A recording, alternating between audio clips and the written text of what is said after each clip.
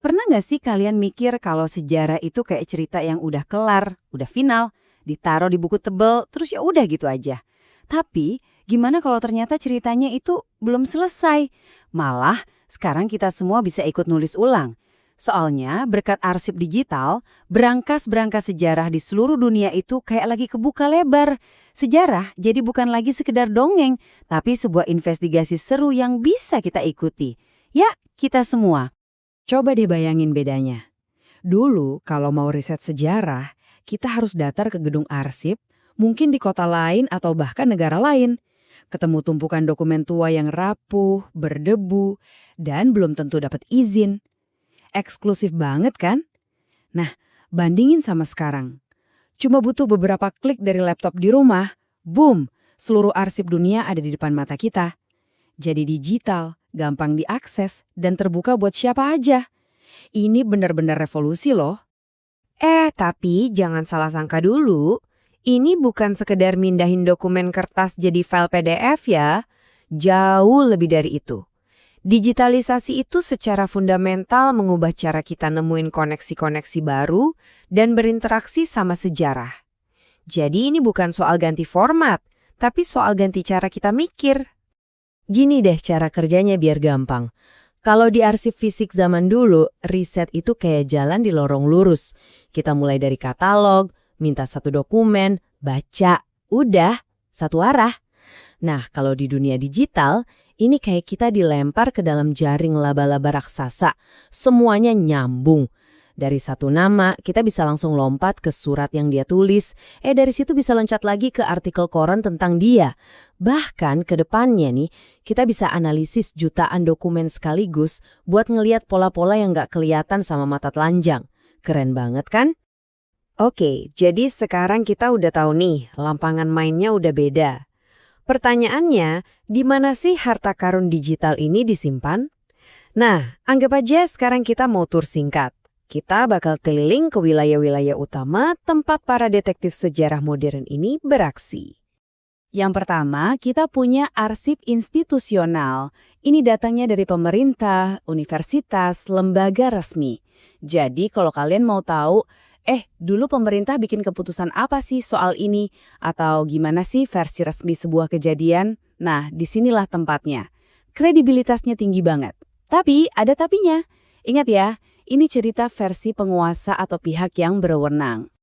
Lanjut, kita ke perpustakaan dan museum. Wah, kalau ini sih gudangnya harta karun budaya. Kita bisa nemuin peta-peta kuno yang nunjukin dunia yang sangat sekali beda dari sekarang. Atau foto-foto jadul yang seolah-olah menangkap momen di masa lalu. Ada juga naskah-naskah tulisan tangan. Semua ini ngasih warna dan rasa ke sejarah. Jadi kita nggak cuma tahu tanggal dan kejadian, tapi juga gimana sih orang-orang zaman dulu itu hidup, berkarya, dan ngerasain dunianya. Nah, ini favorit saya nih, arsip komunitas. Ini adalah tempat di mana cerita orang-orang biasa, kayak kita, disimpan. Isinya bisa rekaman wawancara sama kakek nenek di kampung, atau koleksi foto keluarga, bahkan catatan dari kelompok-kelompok aktivis lokal. Kenapa ini penting? Karena arsip ini ngisi lubang-lubang yang ditinggalin sama catatan resmi. Ini suara dari mereka yang sering kali nggak kedengeran di buku-buku sejarah. Oke, petanya udah di tangan. Sekarang kita butuh peralatannya. Percuma kan tahu tempatnya tapi nggak tahu cara galinya? Yuk kita bongkar kotak perkakas seorang detektif digital. Apa aja sih alat-alat paling penting yang harus kita kuasai? Alat pertama kita namanya logika boolean. Hehe, kedengerannya kayak pelajaran matematika yang ribet ya. Tenang, ini gampang banget tapi ampuh luar biasa. Intinya kita pakai kata-kata simple kayak dan, atau, dan bukan, buat ngasih perintah ke mesin pencari. Jadi kita nggak cuma ngetik, tapi bener-bener ngontrol pencarian kita. Ini superpower pertama kita. Trik selanjutnya, ini simple tapi efeknya gede banget. Pencarian frasa. Gampang aja, tinggal kasih tanda kutip di awal dan akhir kata yang kita cari. Misalnya kita cari agresi militer Belanda. Nanti hasilnya itu benar-benar dokumen yang ada 3 kata itu berurutan. Bukan yang cuma ada kata agresi di satu paragraf dan Belanda di paragraf lain. Fokus dan langsung ke sasaran. Terus, ingat ini baik-baik ya. Riset yang bagus itu hampir nggak pernah berhasil dalam sekali coba. Ini proses yang berulang-ulang atau iteratif. Caranya gimana? Pertama, coba dulu cari yang umum, lempar jaring yang lebar. Terus, dari hasil yang muncul kita pelajari, oh ternyata ada istilah ini toh. Nah, di pencarian kedua, kita pakai istilah baru itu biar lebih spesifik. Anggap aja setiap dokumen bagus yang kita temuin itu kayak pintu rahasia, yang ngebuka ke dokumen-dokumen lain. Dan ini mungkin aturan nomor 1 buat detektif digital. Jangan sekali-kali ngabaikan metadata. Metadata itu apa sih? Gampangnya ini adalah label harga atau catatan di balik foto. Isinya itu data tentang data. Dia ngasih tahu kita info krusial. Siapa yang bikin dokumen ini, kapan dibuatnya, dan yang paling penting kenapa. Tanpa metadata, bukti sebagus apapun bisa jadi nggak ada artinya. Oke, teori cukup, sekarang waktunya kita turun ke lapangan. Kita lihat gimana semua peta dan peralatan tadi benar-benar bisa dipakai buat ngebongkar sebuah cerita sejarah yang kompleks. Misalnya nih, kita mau investigasi satu kasus, agresi militer Belanda 1 tahun 1947. Ini kan peristiwa besar dan rumit ya. Gimana caranya kita bisa benar-benar ngerti apa yang terjadi? Tentu nggak bisa dong cuma baca dari satu buku sejarah aja. Kita harus jadi detektif, periksa semua saksi dan barang bukti yang ada. Nah, untuk investigasi ini, kita panggil beberapa saksi kunci. Pertama, jelas dari Arsip Nasional kita sendiri, ANRI. Terus, buat dapat sudut pandang lain, kita intip arsip Belanda di Universitas Leiden.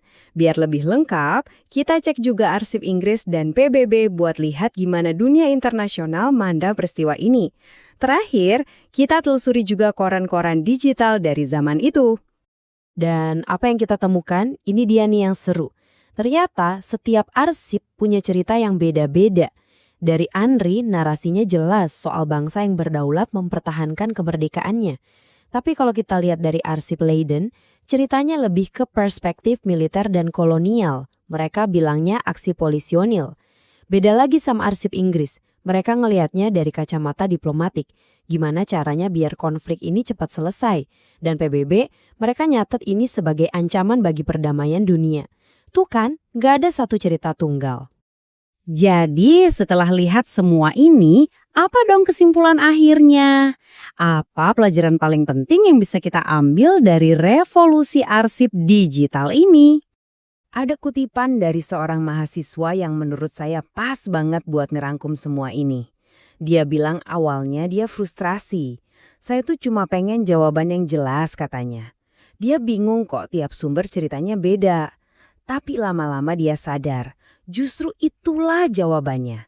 Sejarah itu ya terdiri dari banyak banget perspektif yang terdokumentasi. Dan itulah intinya. Jadi tujuan kita sebagai detektif sejarah di era digital ini sebenarnya bukan buat nyari satu jawaban yang paling benar. Bukan. Tugas kita itu justru untuk memahami kenapa cerita-cerita itu bisa berbeda. Kita kumpulin kepingan-kepingan puzzle-nya, kita bandingin dan kita coba ngerti. Oh, pantesan dari sudut pandang ini ceritanya begini.